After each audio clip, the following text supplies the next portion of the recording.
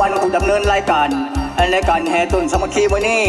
ขออนุญาตปาดคำเนาะเข้าสู่การเปิดรายการแห่ต้นสามัคคีครั้งนี้ก็ถือว่าก่อนอื่นหมดแล้วก็ขอน้อมนมัสการพระศาสถีนเนาะที่เคยนับถือมาตั้งแต่สมัยปู่ย่าตายายมาหลายสิบคนแล้วฉะนั้นพวกภูมิขน้อยทั้งหลายเพื่อว่าโปรโมทงาน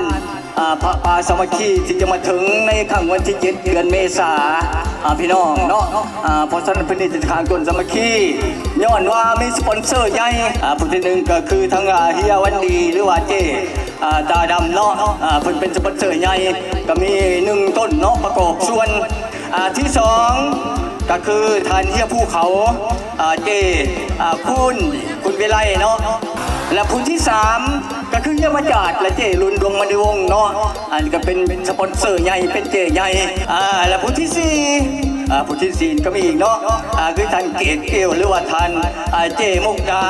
นี่ก็ได้เนาะก็เป็นสปอนเซอร์ใหญ่ก็มีอีก1 ต้นพร้อมแล้วก็ผู้ที่5ก็คือเฮีย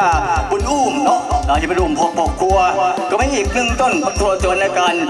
สร้างสาประโมทงานพระใหญ่หรือว่าประโมทในการบุญพระป่าสามัคคีที่จะมาถึงในครั้งวันที่7 เดือนเมษายนพ่อแม่พี่น้องมันเฮา